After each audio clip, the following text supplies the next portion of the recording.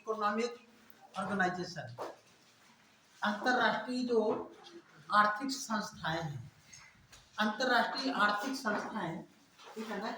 तो अंतर्राष्ट्रीय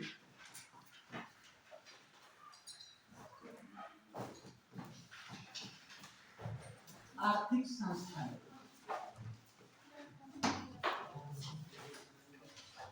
ये टॉपिक आज का रहेगा, जिसके अंतर्गत हम लोग अंतर्राष्ट्रीय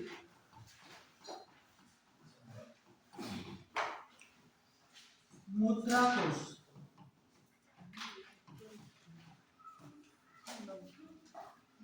IMF, इंटरनेशनल मॉनेटरी फंड के बारे में पढ़ेंगे। और दूसरा हम लोग देखेंगे विश्व बैंक,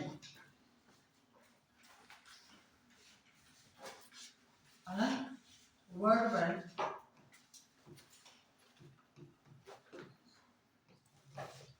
इसके बारे में हम लोग बात करेंगे।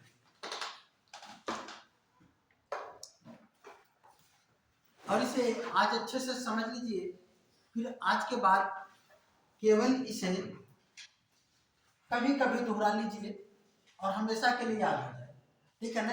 इसे हम लोग शुरू करते हैं। अंतर्राष्ट्रीय मुद्रा कोष और विश्व बैंक की स्थापना कब, क्यों, कैसे और इसके क्या कार्य हैं, इन सब चीजों को भी हम लोग आज यहाँ पे बात करेंगे। आपको मालूम है कि प्रथम विश्व युद्ध कब हुआ था? कब? 1914 से 1918 तक। प्रथम विश्व युद्ध के समाप्त होने के बाद एक अंतरराष्ट्रीय स्तर पर एक संस्था बनाई गई थी, जिसे विश्व की सबसे पुरानी संस्था के नाम से जाना जाता है, अंतरराष्ट्रीय संस्था के नाम से जाना जाता है, जिसे कहते हैं अंतरराष्ट्रीय श्रम संगठन। नाम सुना होगा। तो अंतरराष्ट्रीय श्रम संगठन की स्थापना 1918-19 में की गई थी। तो ये ध्यान रखें कि यह विश्व की सबसे पुरानी अंतरराष्ट्रीय संस्था है। इसके बाद द्वितीय विश्व युद्ध प्रारंभ हुआ। द्वितीय विश्व युद्ध जो प्रारंभ हुआ और इसके दौरान पूरे विश्व में कुछ समस्याएं उत्पन्न हुई। उन समस्याओं को हम लोग यहाँ पे देखेंगे कि कौन कौन सी समस्या उत्पन्न हुई, और उन समस्याओं को दूर करने के लिए अमेरिका में एक सम्मेलन किया गया। उस सम्मेलन को हम लोग ब्रिटेन वुड्स सम्मेलन के नाम से जानते हैं। दरअसल में ब्रिटेन वुड्स है क्या? अमेरिका का एक प्रांत है न्यू हैम्पशायर। क्या है? New Hampshire. ये कहाँ पे पड़ता है? ये अमेरिका में है। कहाँ पे बेटा? अमेरिका में। अमेरिका का एक राज्य। इस न्यू हैम्पशायर में एक स्थान है जिसका नाम है ब्रिटेन वुड्स। जिसका नाम क्या है? Bretton Woods. दरअसल में द्वितीय विश्व युद्ध के दौरान जो विश्व में समस्याएं, खास करके जो आर्थिक समस्याएं उत्पन्न हुई, उन आर्थिक समस्याओं पर विचार करने के लिए अमेरिका के नेतृत्व में कुछ देशों का एक सम्मेलन किया गया, जिसे हम लोग ब्रिटेन वुड्स सम्मेलन कहते हैं। इस ब्रिटेन वुड्स सम्मेलन में कुल हुआ का ये सबसे पहले तो 1944 में हुआ, और इसमें जो सदस्य देश या देशों की जो संख्या थी वह भी 44 थी। कितनी थी? 44 देशों के द्वारा 1944 में ब्रिटेन वुड्स में एक सम्मेलन हुआ। दरअसल में आपको मालूम है द्वितीय विश्व युद्ध के दौरान पूरे विश्व में दो महाशक्तियां अस्तित्व में आई थी। एक का नेतृत्व अमेरिका कर रहा था और दूसरे का रूस। अमेरिका पूंजीवादी तंत्र को मजबूत करने के लिए अपने सिद्धांतों पर चल रहा था, जबकि रूस समाजवादी तंत्र को मजबूत कर रहा था। और इन दोनों के द्वारा पूरे विश्व के और भी जितने देश थे उन देशों को अपने अपने ग्रुप में शामिल करने की होड़ चल रही थी। तो ऐसे में इसी प्रणय के बाद अमेरिका ने भी कुछ देशों को अपने यहाँ बुलाया, आमंत्रित किया और उस पर विश्व की जो समस्याएं थी उन समस्याओं पर विचार विमर्श करने की बात की। और जब ये विचार विमर्श के लिए यहाँ पे लोग आए तो इन लोगों ने किन किन समस्याओं पर विचार किया। सबसे पहले जो उस समय की पूरे विश्व में जो समस्या उत्पन्न हुई, सबसे पहले ये हुआ कि विश्व में अधिकांश देशों में मुद्रा की तरलता की समस्या उत्पन्न। किसकी समस्या? मुद्रा की। एक देखिए इस सम्मेलन में क्या था, जो समस्याएं थी, जो समस्याएं आई, क्या क्या समस्याएं थी, ठीक है ना। सबसे पहले मुद्रा की तरलता की समस्या। कौन सी? मुद्रा की तरलता की समस्या। मुद्रा की तरलता की समस्या दरअसल में ये वो दौर है जब विश्व के अधिकांश देशों के द्वारा सांकेतिक मुद्रा जारी की जाने लगी। पहले इसका मतलब सांकेतिक मुद्रा क्या था, अब इसको थोड़ा समझिए। अधिकांश देशों में पहले सोने और चांदी के सिक्के चलते थे। किसके? सोने और चांदी के सिक्के। लेकिन ये वो दौर है कि देशों के द्वारा सोने और चांदी को अपने राजकोष में जमा किया जाने लगा और उसके स्थान पर पत्र मुद्रा जारी की जाने लगी। अब ये पत्र मुद्रा क्या था? मतलब जैसे आज हम लोग देखते हैं, जो आज हमारे बीच में चलन में है, तो क्या है? पत्र मुद्रा है। उस पर लिखा होता है कि मैं धारक को 500 रुपए अदा करने का वचन देता हूं। वो 500 रुपए का मतलब क्या हो? 500 रुपए की वैल्यू का सोना। तो ऐसे ही पूरे विश्व में इस तरीके की मुद्राएं प्रचलन में आने लगी। अब उससे कोई भी देश व्यापार करने में समस्या उत्पन्न। क्यों? क्योंकि मान लीजिए अगर कोई भारत का है, अमेरिका में जाकर के सामान बेचा और अमेरिका का जो कागज की मुद्रा है उसको लेकर के आया। उस समय इतनी टेक्नोलॉजी नहीं थी, इतना कम्युनिकेशन नहीं था, और पता लगा कुछ देश ने क्या किया, अपनी मुद्रा को बदल दिया, विमुद्रीकरण कर दिया, तो उसका तो मुद्रा खराब हो गया। अब उस देश की मुद्रा को लेकर के जाएगा कहां पे? कोई इंटरनेशनल ऑर्गेनाइजेशन भी नहीं था कि जहां पे जाकर के दावा करता, दबाव बनाता। तो इसलिए सभी देशों ने एक दूसरे देशों में व्यापार करना कम कर दिया। क्या करना? व्यापार करना कम कर दिया। उसके पीछे रीजन क्या था कि मुद्रा की तरलता की समस्या। दूसरी क्या थी समस्या थी? दूसरी समस्या ये थी, विश्व युद्ध के बाद कुछ ऐसे देश थे जो विश्व युद्ध में तबाह हुए। वे कह रहे थे कि हमारा फिर से हमारा उद्धार किया जाए। दूसरी चीज है कि ऐसे भी गरीब देश या हम कहें अल्पविकसित या विकासशील देश जो थे, उन देशों को अपने विकास की लगी हुई थी कि हमारा भी विकास किया जाए। तो ऐसे में हमें जो अल्पविकसित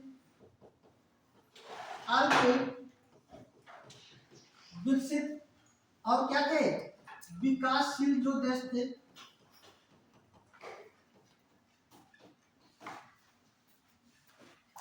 ये विकास पर बातें हुई, इनका कैसे विकास किया जाए। और एक और बात हुई थी, ध्यान रखिएगा, जो है अंतरराष्ट्रीय व्यापार की निगरानी की जाए। और अंतरराष्ट्रीय व्यापार को मजबूत करने के लिए एक अंतरराष्ट्रीय स्तर पर संगठन हो। इन तीनों मुद्दों पर खूब बातें हुई और इन बातों को के बाद 3 संस्थाओं की स्थापना की संस्कृति प्राप्त हुई। लोगों ने कहा कि 3 संस्थाएं स्थापित की जाए। सबसे पहले मुद्रा की तरलता की समस्या को दूर करने के लिए एक संस्था बनाई जाए जिसका नाम हो अंतरराष्ट्रीय मुद्रा कोष जिसे हम कहते हैं IMF, इंटरनेशनल मॉनेटरी फंड, अंतरराष्ट्रीय मुद्रा कोष। इसमें कहा गया कि एक ऐसा कोष बनाया जाए जिसमें सभी देश अपनी स्थिति के अनुसार कुछ वहां पे रिजर्व रखें। क्या रखें? रिजर्व। और वह सभी देशों की उनकी आर्थिक स्थिति के आधार पर एक कोटा निर्धारित किया गया, ये ज्यादा रखेंगे, कम रखेंगे, इतना रखेंगे, उतना रखेंगे। तो कहा गया कि एक कोष बनाया जाए जहां पे सभी देश वहां पे रखें, और इस कोष से उन देशों को जिनको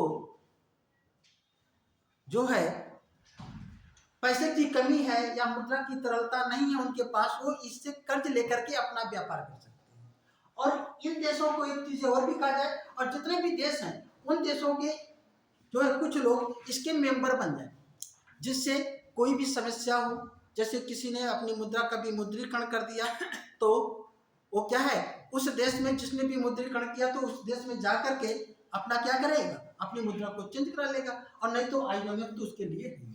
तो यह तो इस पे सहमति हुई कि अंतरराष्ट्रीय मुद्रा की तरलता को समाप्त करने के लिए एक कोष बनाया जाए जिसे अंतरराष्ट्रीय मुद्रा कोष कहा गया।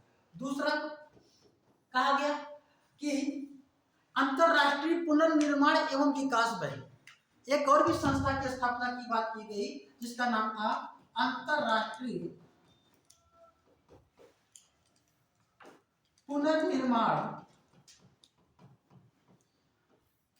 एवं विकास बैंक, जिसे हम लोग कहते हैं IBRD, international bank for reconstruction and development. कहा गया कि एक ऐसा अंतरराष्ट्रीय स्तर पर बैंक बने जो देश टूट गए हैं उनका क्या किया जाए, पुनर्निर्माण किया जाए, और जो गरीब है, पिछड़े हैं, उनका क्या किया जाए, विकास किया जाए। तो international bank for reconstruction and development IBRD की स्थापना की बात की गई। ठीक, दो संस्थाएं होगी। तीसरी की बात हुई किसकी, अंतरराष्ट्रीय व्यापार की निगरानी के लिए एक संस्था बनाई जाए जिसको कहा जाए अंतरराष्ट्रीय व्यापार संगठन। क्या? अंतरराष्ट्रीय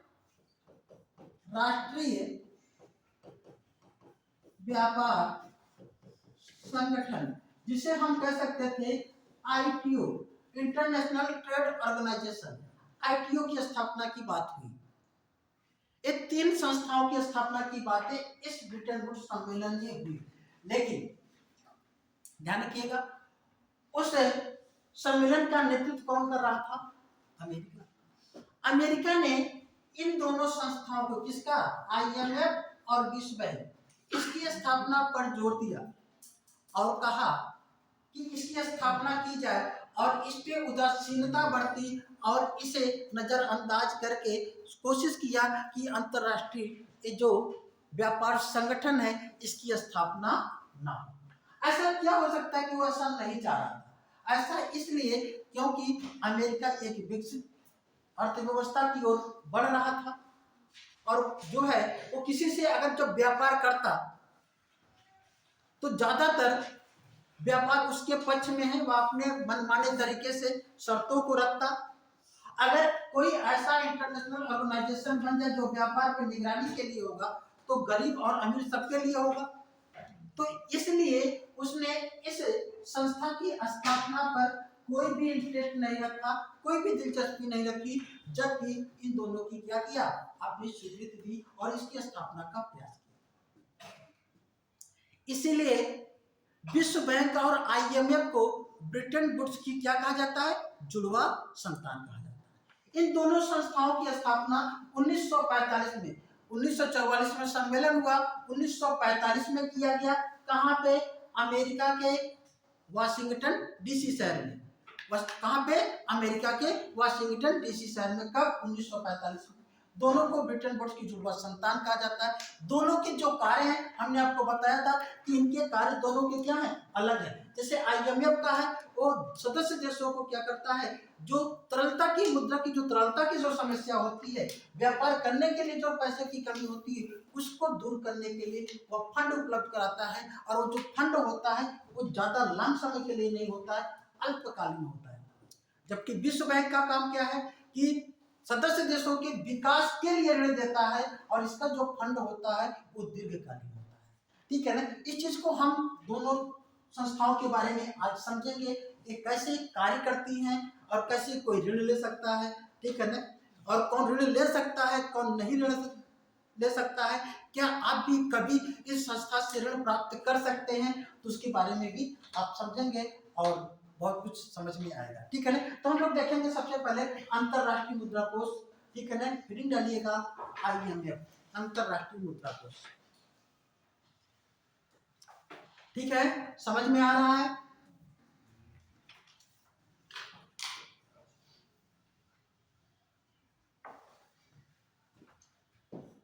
IMF, ठीक है ना, अंतरराष्ट्रीय मुद्रा कोष।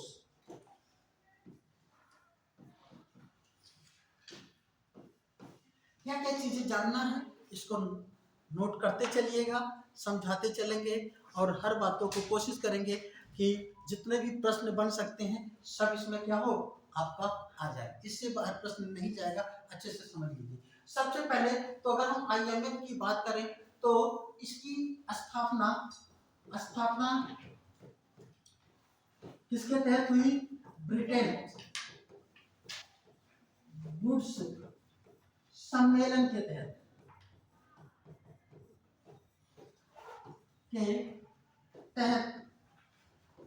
कब? 1944 में ये तो सम्मेलन हुआ था, है ना। और कब किया गया था? 1945। मुख्यालय कहाँ पे है? मुख्यालय अमेरिका में ही पड़ता है, वाशिंगटन DC। DC का फुल फॉर्म होता है डिस्ट्रिक्ट और कोलंबिया, है ना। वाशिंगटन DC डिस्ट्रिक्ट और कोलंबिया, है ना, यह मुख्यालय है। एक कार्य करना कब प्रारंभ करता है? कार्य करना प्रारंभ किया इसने कब? 1946 में। कब? 1946 में।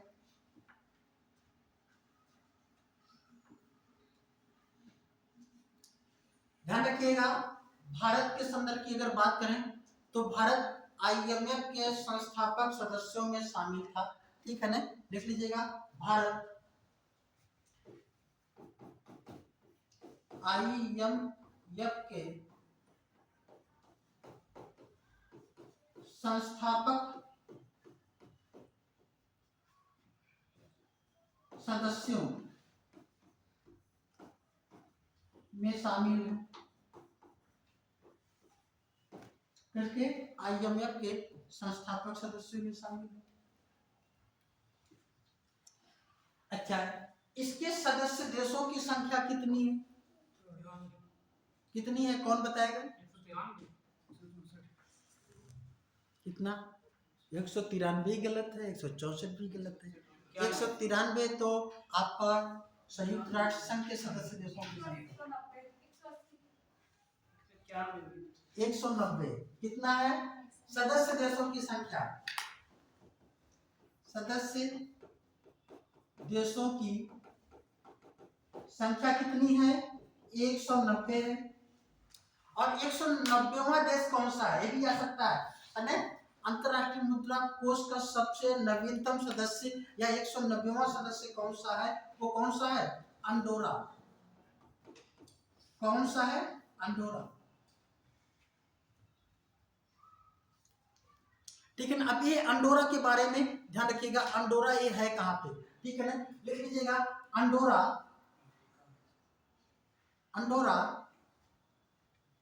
स्पेन और फ्रांस के बीच स्थित एक छोटा सा देश है।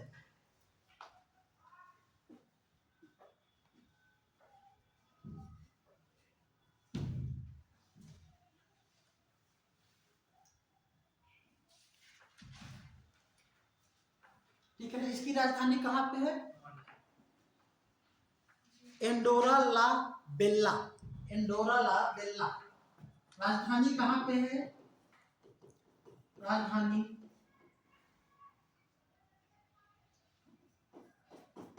एल्डोरा ला बेल्ला। राजधानी कहाँ पे है? एल्डोरा ला बेल्ला में। ठीक है ना? ऐसा पूछ सकता है कि किन देशों के बीच में स्थित है, तो किसका? स्पेन और फ्रांस के। और दूसरी चीज है, इसका 189वां मतलब 189वां सदस्य कौन सा था? कौन सा था? नौरू था। 100 इसका 89वां सदस्य कौन था? नौरू। नौरू देश कहां पर स्थित है? नौरू देश ध्यान रखिएगा, ये प्रशांत महासागर में है। कहां पे है? प्रशांत महासागर का एक छोटा सा देश है। और किस महाद्वीप में पड़ता है? ऑस्ट्रेलिया महाद्वीप में। ऑस्ट्रेलिया महाद्वीप में। और ध्यान रखिएगा, जो नौरू है विश्व का एकमात्र ऐसा देश है जिसकी कोई आधिकारिक राजधानी नहीं है। अने नौरू की कोई आधिकारिक राजधानी नहीं है। आधिकारिक राजधानी नहीं है। ठीक है ना? नौरू, ठीक है ना? किस महाद्वीप में है? ऑस्ट्रेलिया महाद्वीप के अंतर्गत आता। प्रशांत महासागर में एक छोटा सा देश है। इसकी जो मुद्रा है ऑस्ट्रेलियाई डॉलर है। कौन सी मुद्रा है? ऑस्ट्रेलियाई डॉलर। ठीक है ना? इसको ध्यान रखिएगा, है ना? इसकी आधिकारिक राजधानी नहीं है, अगर पूछ लिया जाए तो ध्यान रखें। ठीक है ना? सदस्य देशों की संख्या कितनी है? 190। सर उस पर नहीं कर दीजिए, राजधानी नहीं है। आधिकारिक राजधानी नहीं है। ठीक है, हमने बोला था नहीं है, उसको नोट कर लीजिएगा, नहीं है। ठीक है ना बेटा? इसकी कोई आधिकारिक राजधानी नहीं है। चलिए, अगर अब हम बात करें इसमें और क्या ध्यान रखने वाली बात है, ठीक है ना? लिख लीजिएगा, वर्तमान में इसकी अध्यक्ष कौन है? Kristalina Georgia. क्रिस्टीना जॉर्जिया है। कौन है? Kristalina Georgia.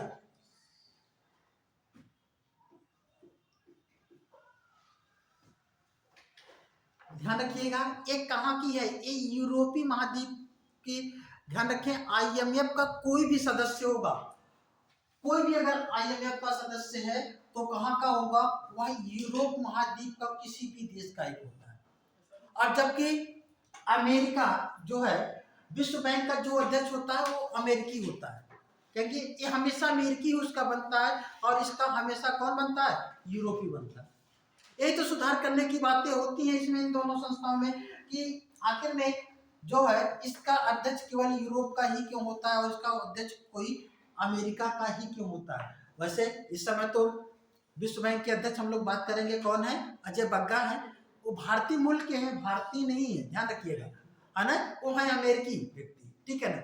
तो इसको ध्यान रखिएगा। अब इस पे बात आती है, एक काम कैसे करता है। ठीक है ना? कौन? विश्व बैंक। ठीक है ना? विश्व बैंक नहीं, आईएमएफ, अंतरराष्ट्रीय मुद्रा कोष, एक कैसे काम करता है। तो सबसे पहले इसकी सदस्यता, ठीक है ना? और सदस्यता इसकी कैसे मिलती है, ठीक है ना? और सदस्यता किसके द्वारा दी जाती है, तो पॉइंट करते हुए लिखिए, लिखते चलिएगा। लिखिएगा, अंतरराष्ट्रीय मुद्रा कोष की कार्यप्रणाली को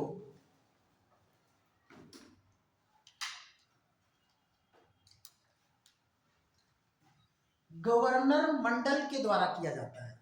गवर्नर मंडल के द्वारा किया जाता है। कार्य को किसके द्वारा किया जाता है? गवर्नर मंडल के द्वारा। जो सदस्य देशों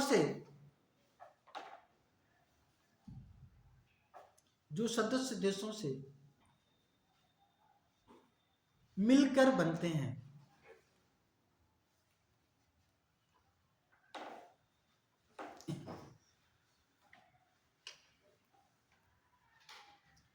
भारत का वित्त मंत्री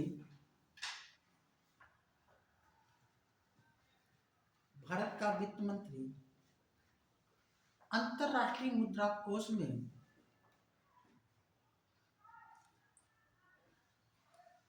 पदेन गवर्नर होता है।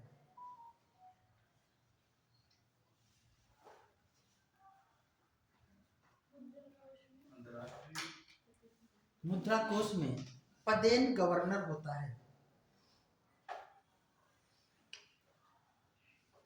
जबकि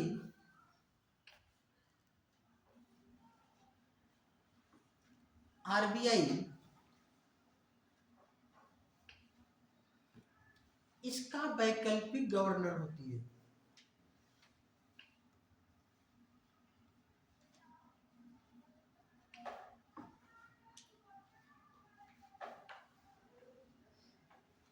आरबीआई क्या होती है? वैकल्पिक। इसका जो है गवर्नर कौन होता है? पदेन गवर्नर। भारत का जो वित्त मंत्री होता है वो अपने पद, जो भी पद पे रहेगा, ठीक है ना, वो इसका क्या होगा? गवर्नर होगा, ठीक है ना। कहाँ पे? IMF। अब इस ऐसे ही भारत के ही नहीं, विश्व के जितने भी सदस्य देश हैं उनका क्या होता है? एक गवर्नर यहाँ पे होता ही है। और यही गवर्नर मंडल मिल करके फिर क्या बनाते हैं? एक गवर्नर मंडल मिल बनते हैं, सभी देशों के गवर्नर मिलकर के गवर्नर मंडल का निर्माण करते हैं। फिर लिखिएगा, किसी देश को सदस्यता प्राप्त करने के लिए, किसी देश को सदस्यता प्राप्त करने के लिए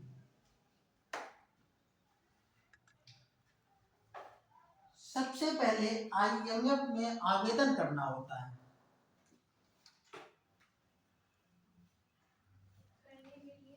सबसे पहले IMF में आवेदन करना होता है। Why are you not ready? कुछ लाइन है? कोई पेज दे दो उनको, लिखते रहे। क्या लिखा? सबसे पहले क्या करना होता है? आवेदन करना होता है। आवेदन करने के बाद ध्यान रखिएगा, जो गवर्नर मंडल है उस पर विचार करता है कि क्या इनके आवेदन को स्वीकार किया जाए या स्वीकार किया जाए। अगर कोई अस्वीकार कर दिया तो बात खत्म, अगर स्वीकार कर लिया जाता है तो फिर क्या होता है? उस देश का IMF में एक कोटा निर्धारित किया जाता है। क्या निर्धारित किया जाता है? कोटा। उस कोटे के तहत उसको एक राशि वहां पे जमा करनी होती है, और उस राशि को जमा करने के बाद वह उसका सदस्य हो जाता है। और वह जो राशि जमा करता है, कितना जमा करना होता है, एक डिपेंड करता है उस देश की अर्थव्यवस्था कैसी है, ठीक है ना, किस प्रकार की अर्थव्यवस्था है, विकसित है, अल्प विकसित है, विकासशील है, कितनी बड़ी इकोनॉमी है, कई बेस पे वो निर्भर करता है। और जो गवर्नर मंडल है वो क्या करता है? उसका एक कोटा निर्धारित करता है, ठीक है ना। तो लिख लीजिएगा, सदस्य देशों के द्वारा, सदस्य देशों के गवर्नर मंडल के द्वारा, लिखिए गवर्नर मंडल के द्वारा नए देश का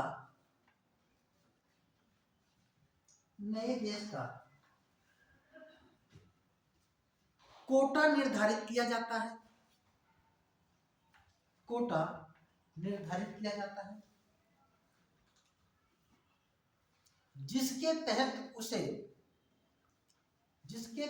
उसे IMF में,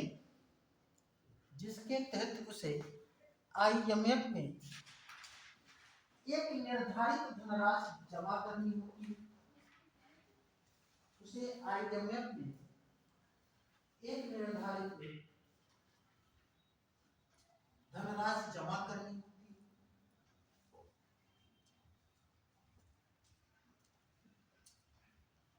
इसी धनराशि के आधार पर उसे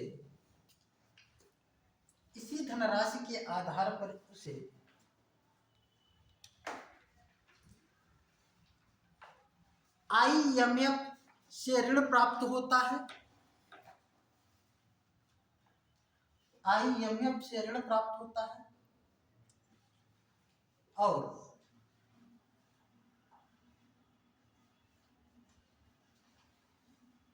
IMF से ऋण प्राप्त होता है और वोट देने का अधिकार भी प्राप्त होता है।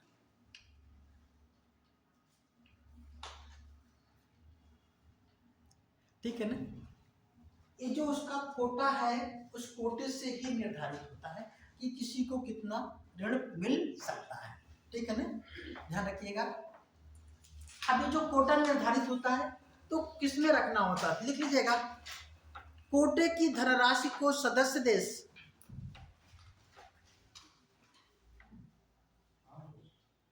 कोटे की धनराशि को सदस्य देश कुल धनराशि का 25% सोना के रूप में, सोना या एसडीआर, सोना या एसडीआर में रख सकता है। एसडीआर अभी हम लोग बात करेंगे एसडीआर क्या होता है, में रख सकता है। शेष धनराशि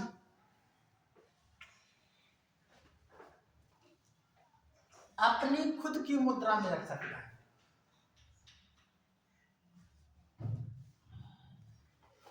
मतलब 25% निर्धारित है कि किसमें रखेगा, सोना में रखेगा या एसडीआर में। भी क्वेश्चन पूछा गया है कि कोई सदस्य देश अपने कोटे की धनराशि सोना के रूप में आईएमएफ में न्यूनतम कितना रखता है, तो कितना कम से कम है उसका 25%, और बाकी क्या है वह अपनी मुद्रा में भी रख सकता है। ठीक है ना? अब यहाँ पे ये रखने के बाद, सदस्यता मिलने के बाद उसको हमने पता 2 अधिकार मिलते हैं। एक तो उसे क्या है, एक तो ऋण लेने का अधिकार और दूसरा क्या है, मतदान का अधिकार। तो सबसे पहले हम मतदान को देख लेते हैं और फिर देखते हैं कि कैसे ऋण इसको प्राप्त होता है। लिख लीजिएगा पॉइंट करके ही। किसी भी देश को आईएमएफ में सदस्यता मिल जाने से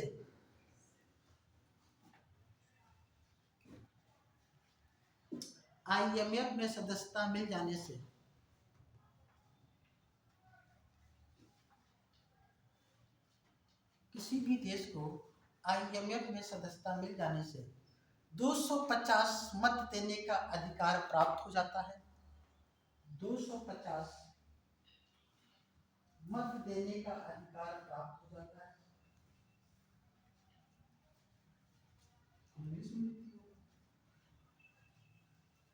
250 मत देने का अधिकार प्राप्त हो जाता है। इसके बाद प्रत्येक 1 lakh SDR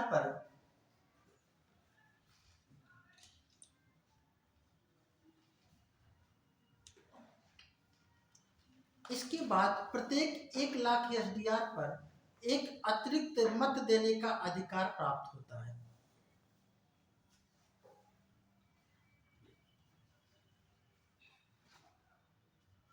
After this, every 1 lakh SDR get to right to cast 1 additional vote. इसके बाद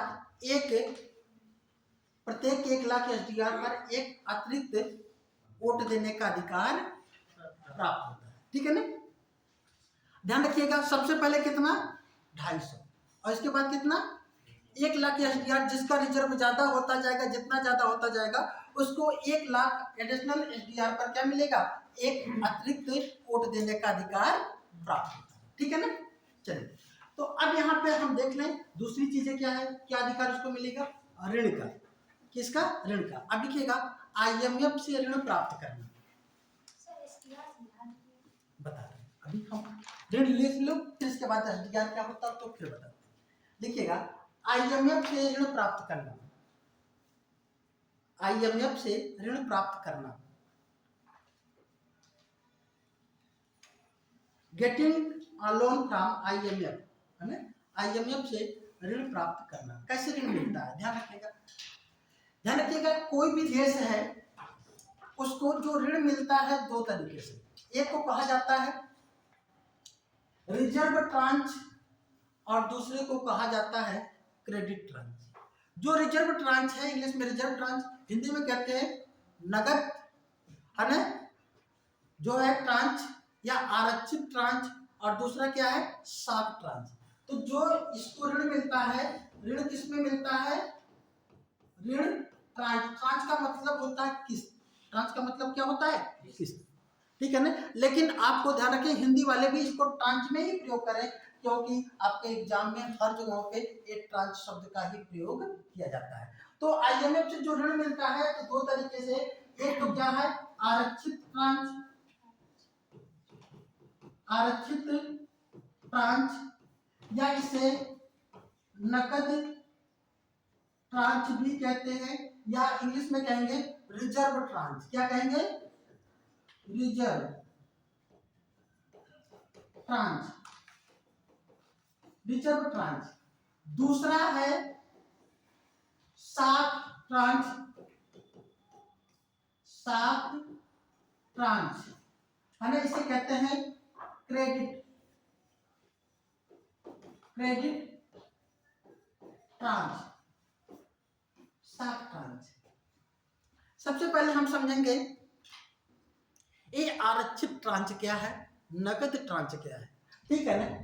ध्यान रखिएगा, इस आरक्षित ट्रांच के तहत, ठीक है ना, किसको, आरक्षित ट्रांच, आरक्षित ये जो ट्रांच है, ठीक है ना, इसमें हम सबसे पहले लिखेंगे जो रिजर्व ट्रांच है। लिखिएगा, आरक्षित ट्रांच के तहत कोई सदस्य देश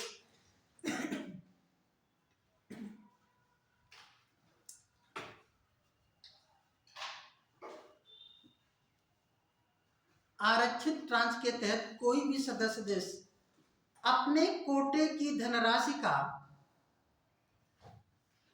जब चाहे 4 किस्तों में ऋण प्राप्त कर सकता है। आरक्षित ट्रांच के तहत कोई भी सदस्य देश अपने कोटे की धनराशि का जब चाहे 4 किस्तों में ऋण प्राप्त कर सकता है।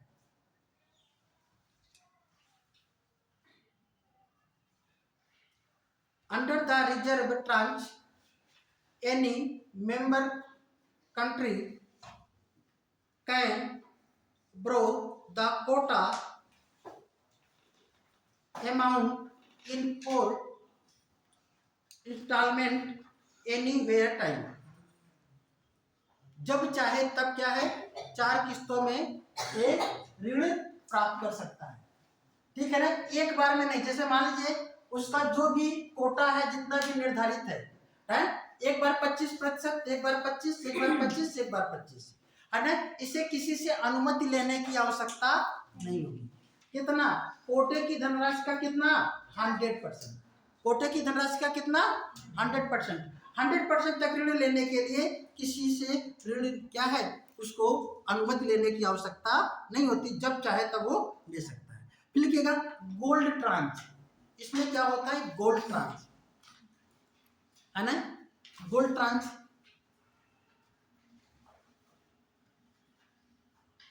देखिएगा, जब कोई सदस्य देश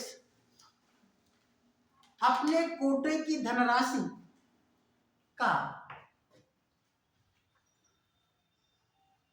कोटे की धनराशि का 25% तक ऋण प्राप्त करता है, जब कोई देश अपने कोटे की धनराशि का 25% तक ऋण प्राप्त करता है, when a country receive loan up to 20% its quota funds, 25% तक अगर वो ऋण प्राप्त करता है तो उसे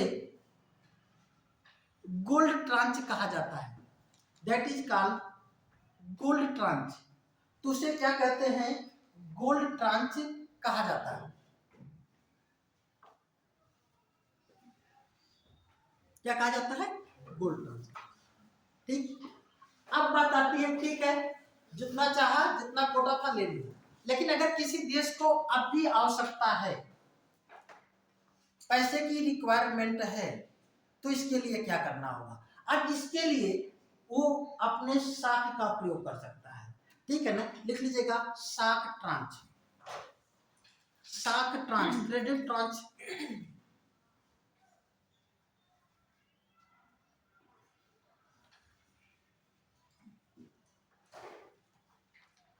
लिखिएगा अपने कोटे की राशि से अधिक ऋण लेने वाले देश को, धनराशि से अधिक ऋण लेने वाले देश को आईएमएफ में आवेदन करना होता है। अपने कोटे से अधिक धनराशि के ऋण लेने वाले देश को आईएमएफ में आवेदन करना होता है। A country borrowing more than the quota has been applied to the IMF। अपने कोटे से अधिक धनराशि को लेने के लिए क्या करना पड़ता है? आईएमएफ में आवेदन करना पड़ता है। अब आईएमएफ में जो गवर्नर मंडल के हैं, जो उसका चीफ है या जो उसके महानिदेशक हैं, ठीक है, वो लोग क्या करते हैं, उस पर विचार करते हैं।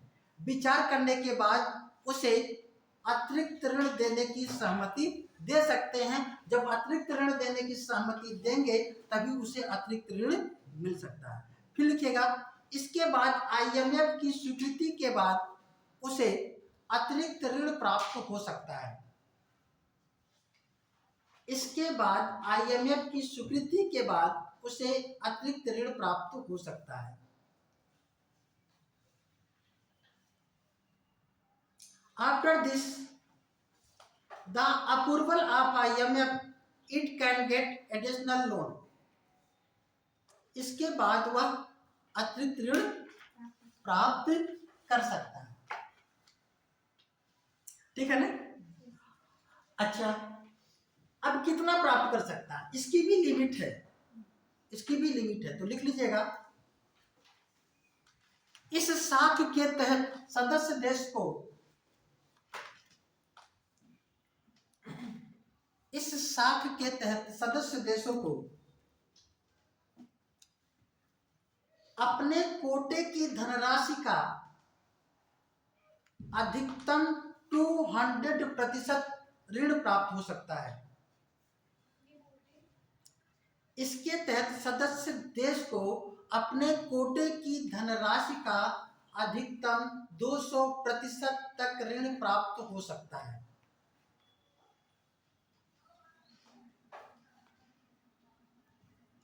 Under this, the members country can get loan up to maximum 200% of its quota amount। वह अपने कोटे की धनराशि का अधिकतम कितना 200% तक ऋण प्राप्त कर सकता है। यूपीएससी में क्वेश्चन पूछा गया, क्वेश्चन क्या था इसको समझिएगा। क्वेश्चन यह था कि कोई भी सदस्य देश आईएमएफ से अधिकतम अपने कोटे की राशि से अधिकतम कितना प्रतिशत तक ऋण प्राप्त कर सकता है। उसमें ऑप्शन था 100%, 200%, 300% और फिर क्या था 400%। बताइए सही क्या होगा? गलत। हाँ, हमने 2%, हमने क्या बताया, वो जो है आरक्षित ट्रांच के तहत 100% तो जब चाहे तब ले सकता है, और इसके बाद फिर जब अप्लाई करेगा तो 200% फिर ले सकता है। तो कितना हो गया 100 प्लस 200 कितना 300% तक वो क्या है ऋण प्राप्त कर सकता है। समझ में आया? लिख लीजिएगा इस पॉइंट को। किसी भी सदस्य देश को अपने कोटे की धनराशि का मैक्सिमम 300% तक ऋण प्राप्त हो सकता है। किसी भी सदस्य देश को अपने कोटे की धनराशि का अधिकतम 300% तक ऋण प्राप्त हो सकता है।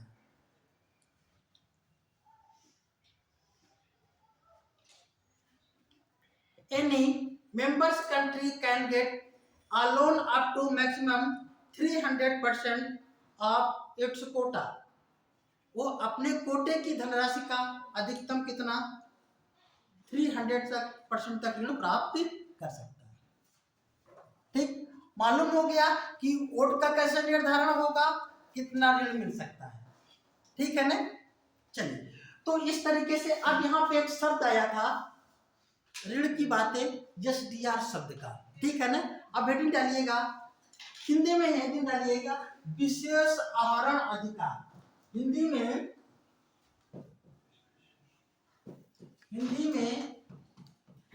विशेष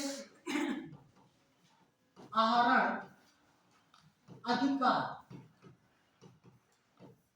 जिसे कहते हैं स्पेशल ड्राइविंग राइट्स, यही है SDR, special driving rights, SDR. Hindi में कहते हैं विशेष आहरण अधिकार, स्पेशल ड्राइविंग राइट्स। ठीक है ना। ये है क्या, सबसे पहले इसके बारे में हम लोग जानेंगे। एक विशेष आहरण अधिकार क्या है, लिखिएगा। यह आईएमएफ की एक मुद्रा है, यह आईएमएफ की एक मुद्रा है। This is a money of IMF, यह आईएमएफ की एक मुद्रा है जो भौतिक रूप से प्रचलन में नहीं होती, जो भौतिक रूप से प्रचलन में नहीं होती।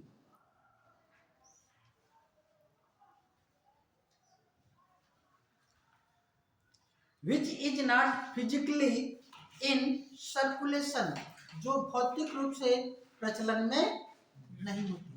इसे कागजी मुद्रा भी कहा जाता है, that is called paper money, इसे कागजी मुद्रा भी कहा जाता है।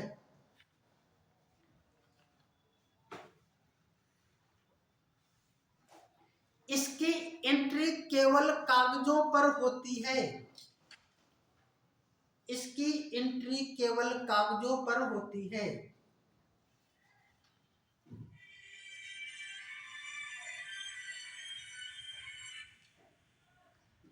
It's entry is only on paper, इसकी एंट्री सिर्फ कहां पर होती है, कागजों पर। इसे पेपर गोल्ड भी कहा जाता है, क्वेश्चन पूछा गया। इसे पेपर गोल्ड भी कहा जाता है।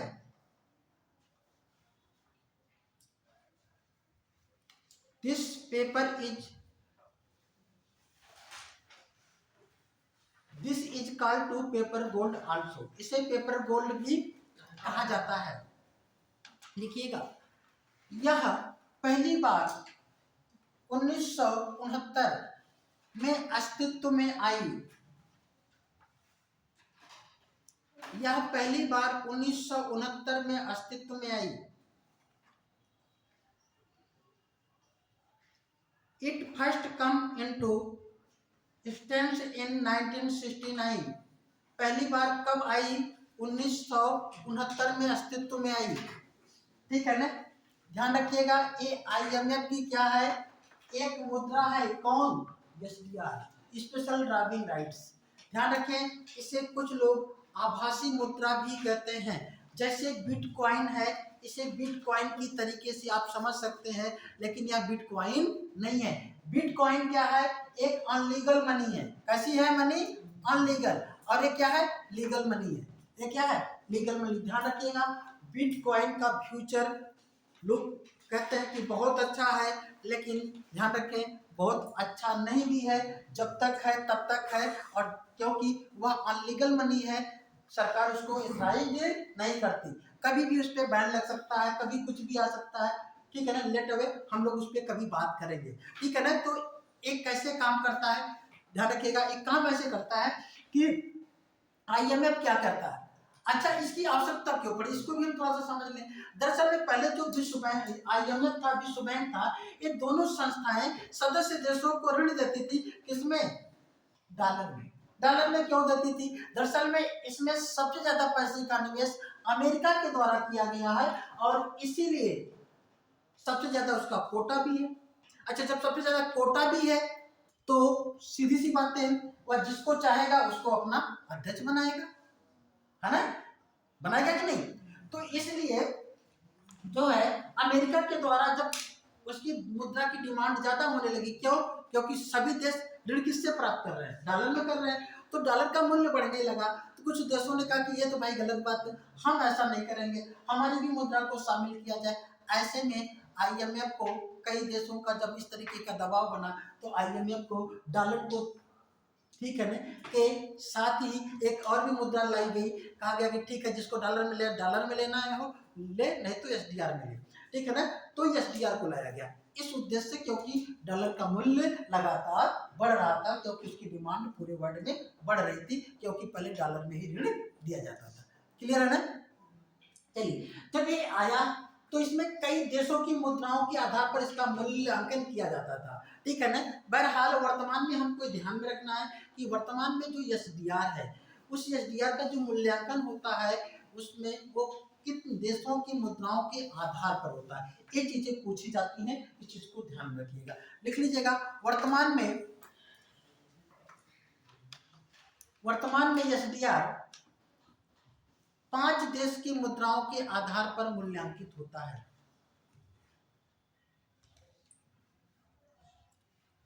वर्तमान में एसडीआर 5 देश की मुद्राओं के आधार पर मूल्यांकित होता है।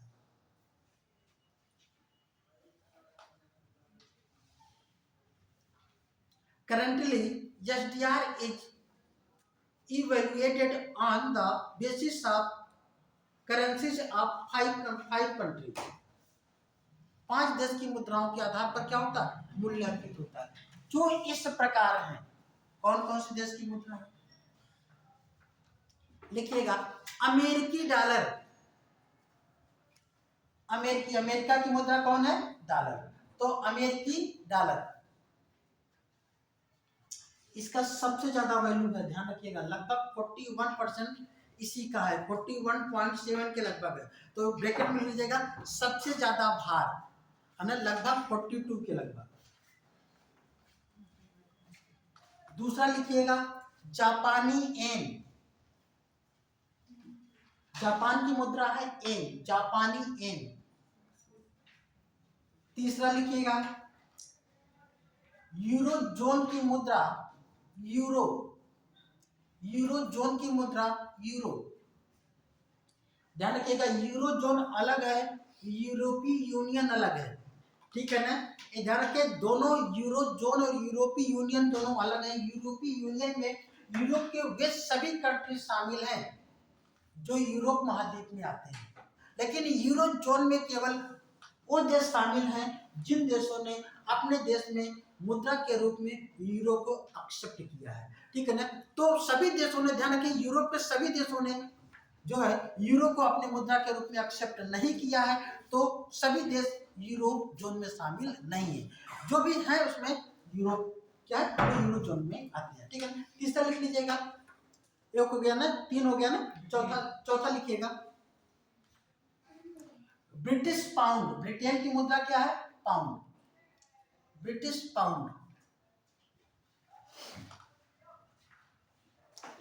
लास्ट में लिख लीजिएगा चीन की मुद्रा युआन, चीन की मुद्रा क्या है, युआन। ब्रैकेट में लिख लीजिएगा मंदारिन, मंदारिन, मंदारिन।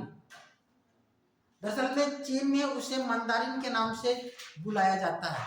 यूपीएससी 2016 का एक क्वेश्चन है, क्वेश्चन ये था कि हाल ही में, ठीक है, हाल ही में एसडीआर के मूल्यांकन में किस देश की मुद्रा को शामिल किया गया है, ठीक है ना। तो चीन की मुद्रा कौन थी, युआन, ठीक है ना। युआन शब्द ना प्रयोग करके वहां पे मंदारिन दिया था, ठीक है ना। तो ध्यान रखिएगा, मंदारिन किस देश की मुद्रा है, चीन की। आधिकारिक तो युआन है, लेकिन उससे बुलाया जाता है किसके नाम से, मंदारिन के नाम से। जैसे भारत की मुद्रा क्या है, रुपया है, हम लोग उसे रुपया के नाम से बुलाते हैं, वैसे वहां की मुद्रा युआन है, लेकिन स्थानीय लोग उसे क्या कहते हैं, मंदारिन कहते हैं, ठीक। हाँ, लैंग्वेज है, उसी के आधार पर उसको रखा है, संबोधित किया जाता है, बुलाया जाता है, ठीक है ना।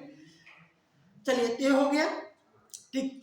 अब इस यूरो हो गया, यूरो के बारे में लगभग सभी पॉइंट जितने भी बन सकते हैं बता दिया गया, ठीक, अब IMF हो गया, IMF की सदस्यता हो गई, कैसे ऋण मिलता है, कैसे सदस्य बनते हैं, कैसे रिजर्व रखा जाता है, कैसे हर चीजें आपको मालूम है। ठीक है ना। अब बात आती है भारत और IMF। आप लिखिएगा इंडिया वर्सेस IMF या IMF वर्सेस इंडिया।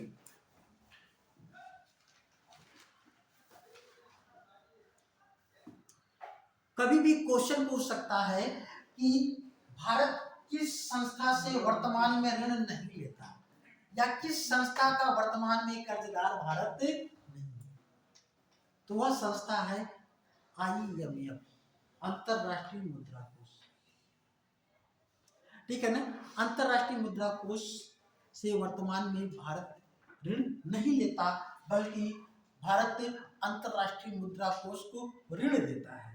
किस लिए ऋण देता है?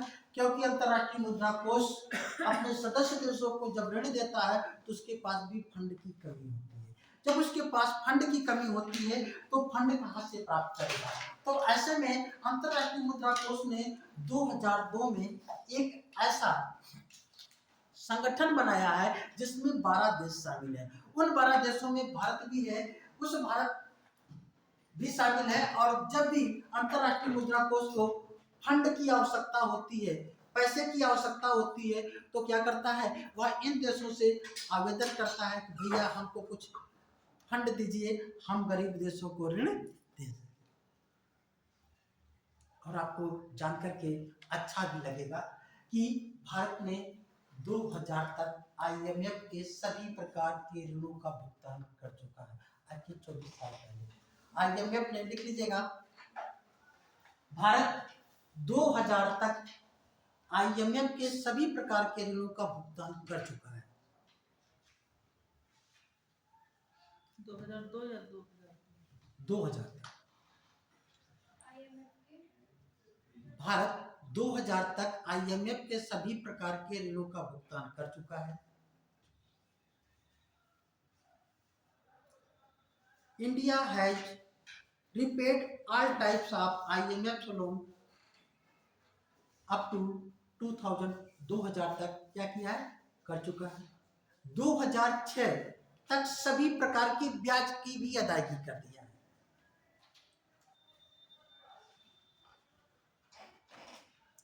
ने 2006 तक क्या किया है, सभी प्रकार की ब्याज की भी अदायगी कर दिया। किसने?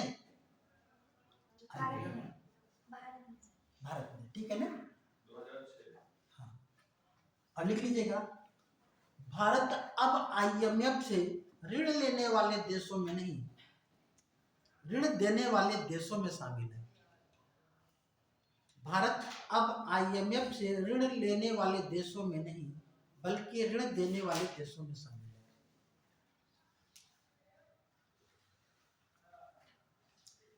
India is no longer among the countries taken IMF loans, but among the leading country, ऋण देने वाले देशों में शामिल है।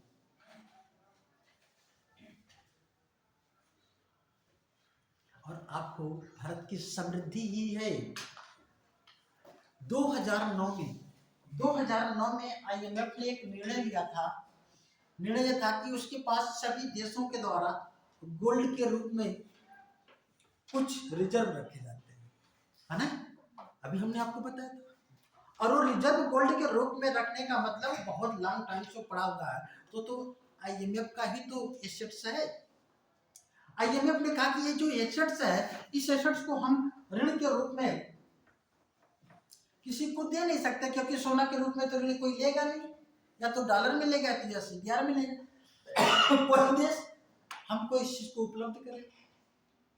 2009 में IMF ने कहा कि हम अपने रिजर्व के 400 टन सोना को बेचेंगे। कितने टन सोना को? 400 टन। और उस 400 टन सोने में भारत अकेले 206 टन सोने को खरीद लिया। 400 टन सोने में भारत ने अकेले 206 टन सोने को खरीद लिया था, और बाकी आधे से कम में पूरा विश्व था। ये भारत की एक तरीके से समृद्धि ही है कि भारत इतनी बड़े अमाउंट में सोने को खरीद लिया। और ध्यान रखिएगा, भारत में सोने की बहुत ज्यादा खपत है। भारत विश्व में सबसे ज्यादा सोने का आयात करने वाला देश है। सोने का सबसे ज्यादा आयात करने वाला देश कौन सा है? वह भारत है। ये क्यों करता है भारत इतना? दरअसल में सोना हमारे देश की सभ्यता और संस्कृति में बसा हुआ है। हमारी संस्कृति ऐसी है कि जहाँ पे सोने को बहुत ज्यादा महत्व दिया जाता है। हमारी सोसाइटी ऐसी है कि जहाँ पे सोने को बहुत ज्यादा महत्व देते हैं। शादी विवाह में आधा खर्च अलग, आधा खर्च सोने चांदी पे खर्च होता है कि नहीं? लोग सोने और चांदी को एक एसेट्स के रूप में भी अपने घर में रखते हैं, एसेट्स के रूप में कि संपत्ति है, कभी ये हमारे बुरे तौर पे काम आएगी, बुरे दिनों में रखते हैं कि नहीं?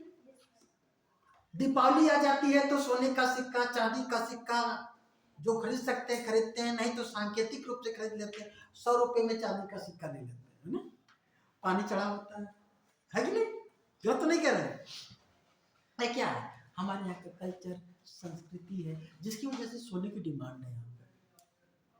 और एक बहुत बड़ा एसेट्स जो हमारे घरों में पड़ा हुआ है, ठीक है ना, इस एसेट्स को भारत सरकार ने कहा कि इसको यूज कैसे किया जाए। जो बैंकों में जो डॉलर सिस्टम और लॉकर सिस्टम आया है, किस लिए?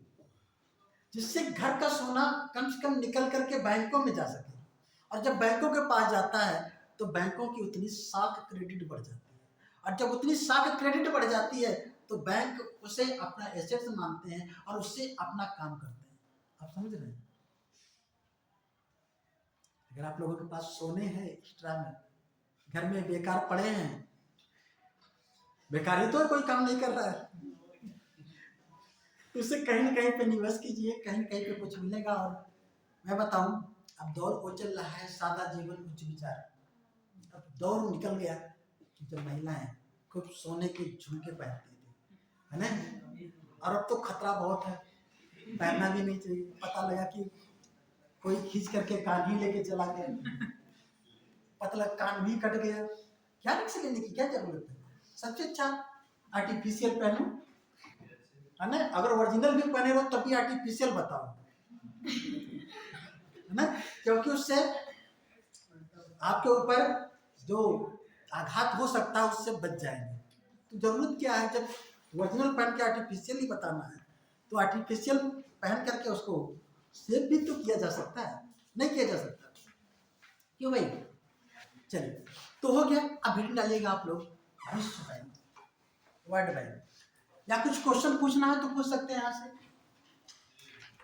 एनी क्वेश्चन, कोई बात नहीं। आप हिट डालिएगा विश्व बैंक, है विश्व बैंक।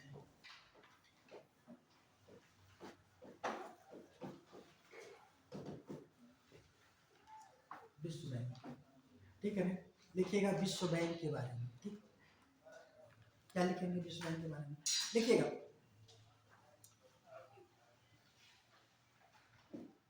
विश्व बैंक की स्थापना ब्रिटेन वुड्स सम्मेलन के तहत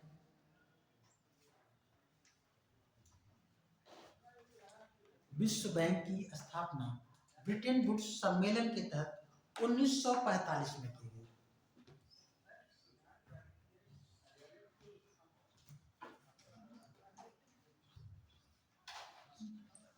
ऐसे लिखिएगा, विश्व बैंक की स्थापना ब्रिटेन वुड्स सम्मेलन के तहत 1945 में IBRD के रूप में की गई। एक सेंटेंस और लिखिए, विश्व बैंक की स्थापना ब्रिटेन वुड्स सम्मेलन के तहत 1945 में IBRD के रूप में की गई। The World Bank was established under the Bretton Woods Conference in 1945 as the IBRD। किसके रूप में? IBRD के रूप में की गई। कब? 1945। ठीक है ना? लिख लीजिएगा। इसका मुख्यालय भी अमेरिका के वाशिंगटन DC में। This headquarter also Washington DC of America, America के वाशिंगटन डीसी में। इसने अपना कार्य 1947 से करना प्रारंभ किया। इसने अपना कार्य 1947 से करना प्रारंभ किया।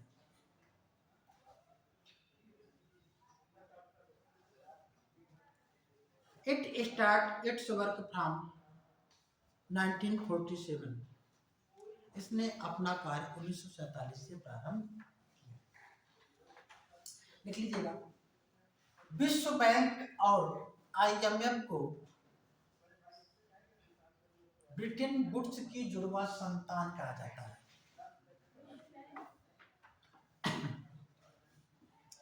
विश्व बैंक और आईएमएफ को ब्रिटेन वुड्स की जुड़वा संतान कहा जाता है।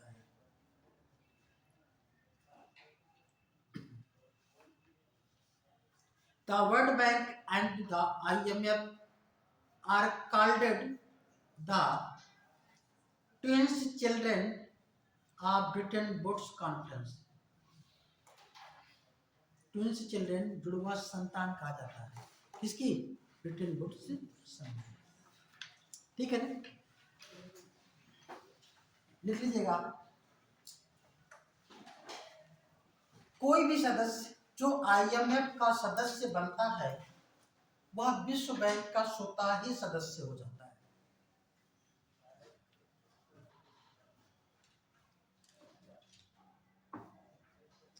कोई भी देश जो आईएमएफ का सदस्य बनता है विश्व बैंक का स्वतः ही सदस्य बन जाता है।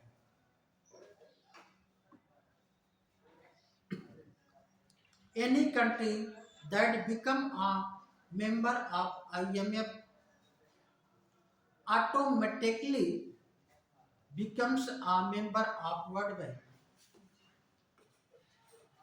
कोई भी विश्व बैंक का अगर सदस्य बनता है तो ऑटोमेटिक या स्वतः ही क्या होता है, आईएमएफ का सदस्य बनता है तो विश्व बैंक का सदस्य हो जाता है। क्लियर? ठीक है, इसका मतलब इसके भी सदस्य देशों की संख्या कितनी होगी? ठीक है, लिख लीजिएगा, इसके भी सदस्य देशों की संख्या 190 है।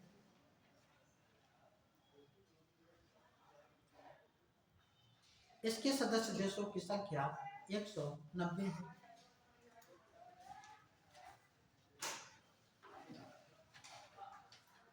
और 190वां सदस्य देश कौन है?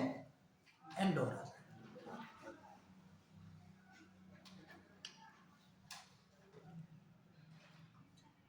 एक 190वां सदस्य देश एंडोरा है।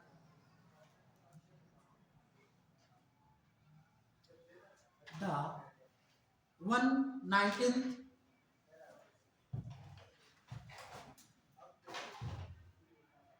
members is Andorra. कौन है? अंडोरा। ठीक है ना, फिर लिख लीजिएगा।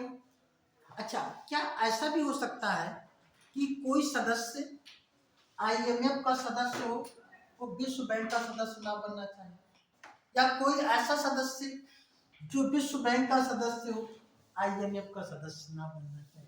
तो आपकी जानकारी के लिए बता दें कि ऐसा हो सकता है, लेकिन ऐसा है अभी नहीं। ऐसा हो सकता है कि जो आईएमएफ के जो सदस्य देश है, जो गवर्नर मंडल है, उनमें से अगर कोई 3/4 मतलब 75%, 3/4 मेंबर्स इस बात से सहमति प्रदान कर सकते हैं, कर देते हैं किसी देश को कि वह आईएमएफ का सदस्य हो, विश्व बैंक का सदस्य ना हो, या विश्व बैंक का सदस्य हो आईएमएफ का सदस्य ना हो, तो ऐसा हो सकता है। ठीक है ना, लेकिन वर्तमान में कोई ऐसा देश नहीं है जो कि इस तरह की एक्टिविटीज में शामिल हो कि हम उसके सदस्य होंगे और इसके सदस्य नहीं। ठीक है ना, तो अब लिखिएगा विश्व बैंक समूह। विश्व बैंक समूह, विश्व बैंक समूह।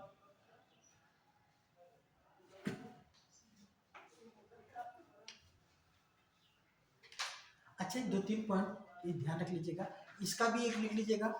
है ना? वर्तमान में विश्व बैंक के अध्यक्ष अजय बग्गा हैं। इनको तो भूल गए आप लोग, हम लोग बात किए थे। वर्तमान में विश्व बैंक के अध्यक्ष अजय बग्गा है, Bagga. In the currently the president of world bank Ajay Bagga. कौन है? अजय बग्गा है, भारतीय मूल के हैं।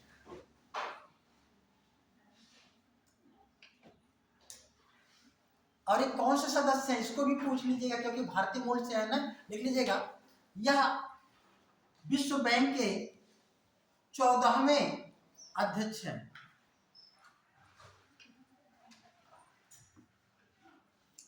यह विश्व बैंक के 14वें अध्यक्ष हैं।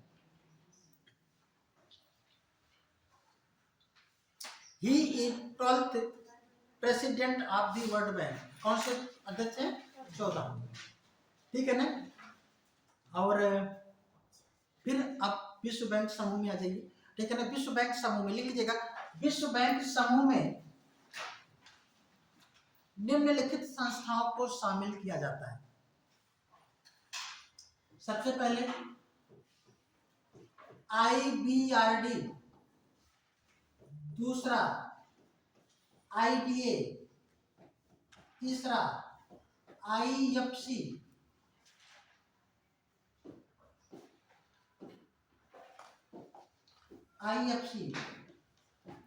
चौथा मीगा। हम लोग इनके बारे में थोड़ा सा संक्षिप्त में जानते हुए चलेंगे, है ना? मीगा लिखिएगा, मीगा, MIGA। कौन है? मीगा। भैया अभी पढ़ा रहे थे, हाँ पढ़ा रहे, अभी हम कॉल बैक करते हैं 10 मिनट में, ठीक है?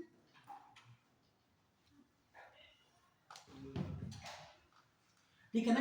IBRD, सबसे पहले IBRD हेडिंग डालिएगा, IBRD।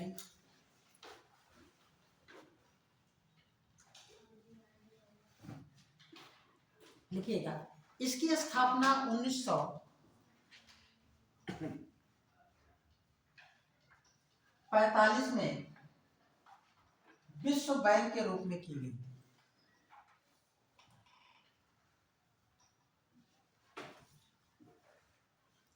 इसकी स्थापना 1945 में विश्व बैंक के रूप में की गई। It was established in 1945 as the World Bank। इसके रूप में विश्व बैंक। देखिएगा, यह अपने सदस्य देशों को अपेक्षाकृत ऊंची ब्याज दर पर ऋण देता है। यह अपने सदस्य देशों को अपेक्षाकृत ऊंची ब्याज पर ऋण देता है।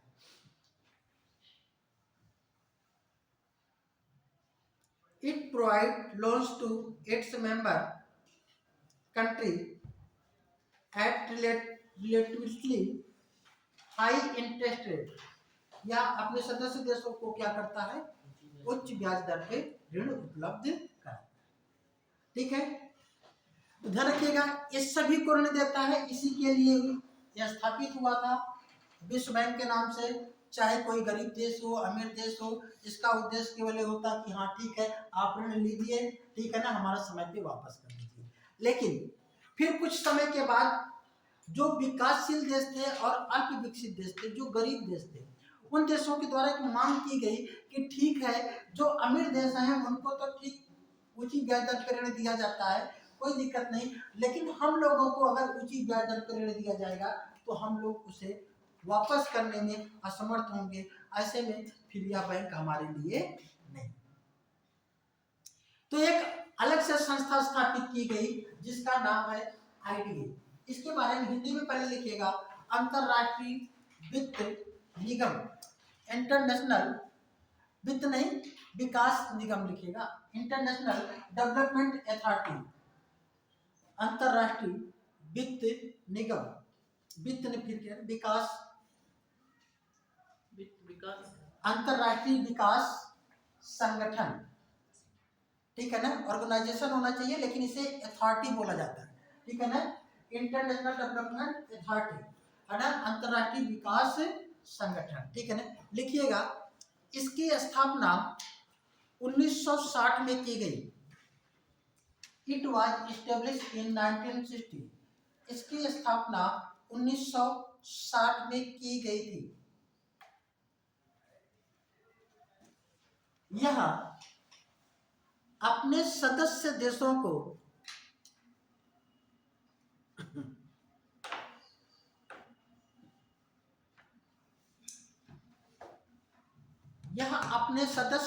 को न्यूनतम ब्याज दर पर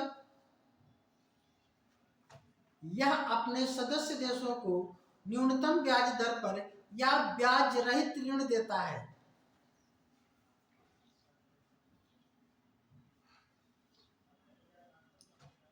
it provide loan to its member country at minimum interest rate और विदाउट इंटरेस्ट, है ना। या अपने सदस्य देश को न्यूनतम ब्याज दर पर या ब्याज रहित ऋण देता है। बात समझ में? अच्छा, तो इससे क्या होता है? इससे ये होता है कि कोई भी जो गरीब देश है, विकासशील देश है, वो इससे ऋण लेकर के अपना विकास करेगा। कम ब्याज होगा तो आसानी से ले लेगा, और नहीं भी देना होगा ब्याज तो और भी अच्छी बात है।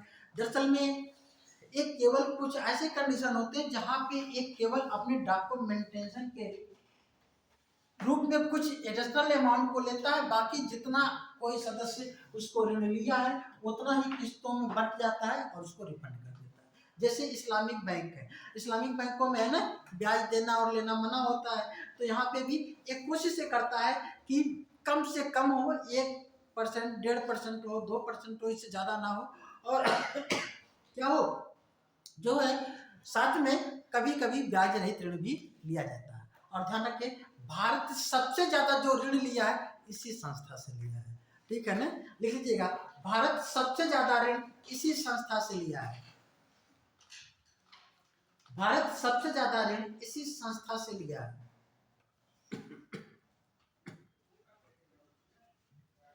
India has scored maximum loans from this institution, या टेक लिख सकते हैं, India take maximum loans from this institution, ठीक है ना। लिख लीजिएगा, इसे विश्व की उदार खिड़की,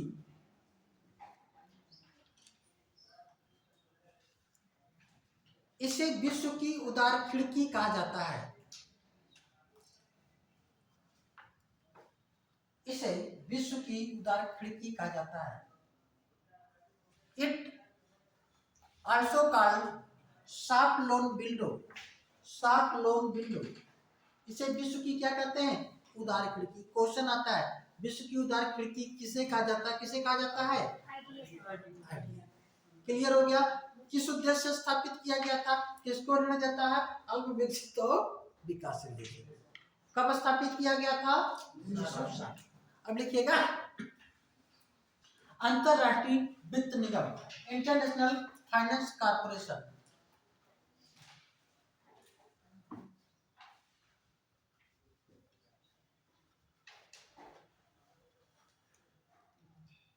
अंतरराष्ट्रीय वित्त निगम, इंटरनेशनल फाइनेंस कॉर्पोरेशन, IFC। लिखिएगा, इसकी स्थापना 1956 में की गई। It was established in 1956। It was established in 1956। इसकी स्थापना 1956 में की गई। यह सदस्य देशों के बीच निजी निवेश को बढ़ाने के लिए ऋण देता है। यह सदस्य देशों के बीच निजी निवेश को बढ़ाने के लिए ऋण देता है।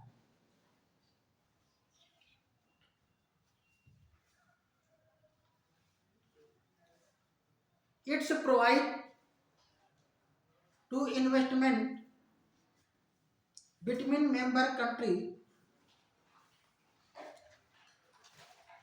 Between members country in private sector, है ना, निजी निवेश को बढ़ाने के लिए क्या करता है, ऋण देता है। ध्यान रखिएगा, ये जो विश्व बैंक है क्या करता है, एक चीज ध्यान रखिएगा दिमाग में, यह दीर्घकालीन ऋण देता है, और जो IMF है वो कैसा ऋण देता है, अल्पकालीन। वो कैसा देता है, अल्पकालीन।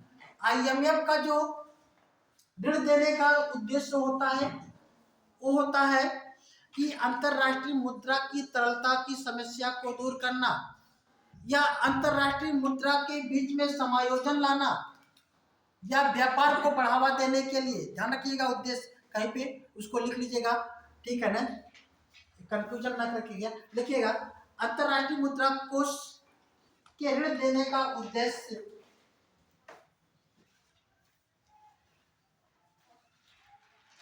ऑब्जेक्ट क्या था, लिख लीजिएगा,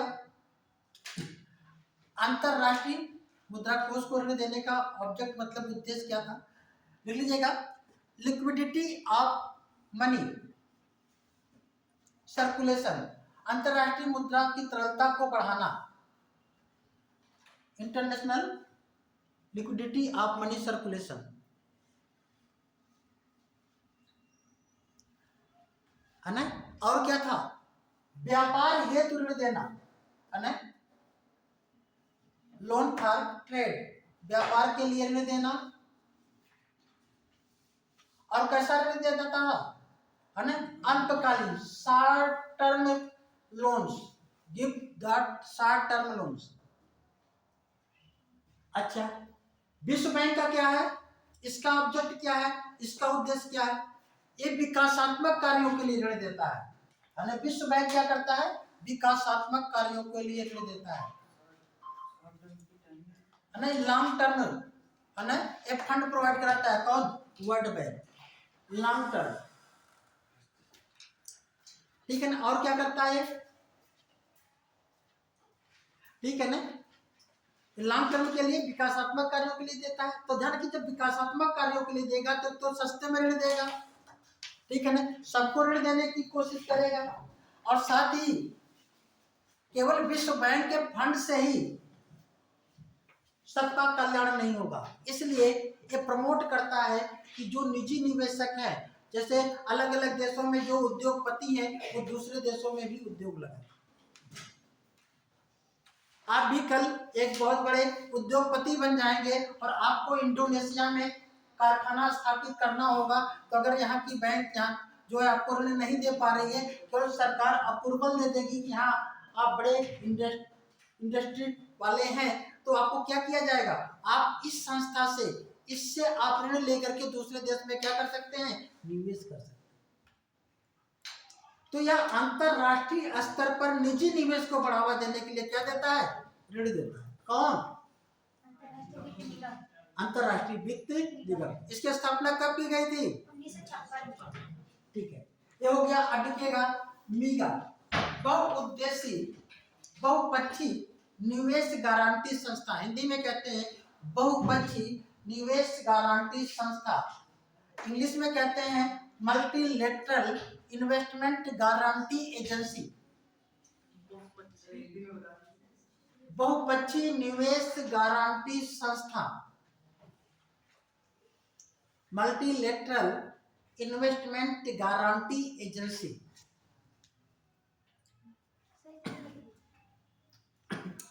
है ना। मीगा अक्सर पूछ लिया जाता है, मीगा, मीगा की स्थापना कब की गई थी, लिख लीजिएगा 1988 में। It was establish in 1988। कब स्थापित की गई थी, 1988 में। इसका मेन ऑब्जेक्ट क्या है, लिखिएगा, इसका मुख्य उद्देश्य निजी निवेश को गारंटी उपलब्ध कराना है। इसका मुख्य उद्देश्य अंतरराष्ट्रीय स्तर पर निजी निवेश को गारंटी उपलब्ध कराना है। Its main object is to provide guarantee to private investment at the international level। अंतरराष्ट्रीय स्तर पर निजी निवेश के लिए क्या करना है, गारंटी उपलब्ध कराना है। निजी निवेश के लिए तो ऋण दे रहा है, लेकिन जरूरी नहीं कि लोग ले करके इन्वेस्टमेंट करें। क्यों? क्योंकि मान लीजिए कोई देश है ना, आप हैं और आपने क्या किया, IMF से के माध्यम से, IFC से ऋण लिया और जाकर के इंडोनेशिया में कोई कल कारखाना खोल दिया, और वहां की गवर्नमेंट ने क्या किया, एक ऐसा कानून, एक ऐसा अधिनियम बना दिया जिससे कि अब आपका व्यापार अवरुद्ध हो रहा है, प्रभावित हो रहा है, वो अच्छे से सर्वाइव नहीं कर पा रहा। ये भी तो डर रहता है ना। तो ये कहती है निगा कि ना घबराइए नहीं, ठीक है ना, आप वहां पे निवेश कीजिए, इन्वेस्टमेंट कीजिए और आपका कोई नुकसान नहीं होगा, इसकी गारंटी हम देते हैं, ठीक है ना। तो उन देश के बीच में ये क्या करता है, ये मीडिएटर का काम करता है कि आप कोई ऐसा रूल्स रेगुलेशन नहीं बनाएंगे कि जिससे किसी ने अगर इन्वेस्टमेंट किया है तो उसका नुकसान होगा। अगर ऐसा कुछ होता है तो इसकी भरपाई कौन करेगी, निगा। एक कहती है कि मैं देखता हूँ, मैं इसके बीच में हूँ, ठीक है ना। इस तरीके से हम लोग औपचारिक रूप से विश्व बैंक को भी देख लिए, ये कैसे ऋण लेता, सदस्यता कैसे प्राप्त होती है। अब हम लोग अगली क्लास में कुछ और भी चीज़ों को देखेंगे। तो आज की क्लास यहीं तक। Thank you very much.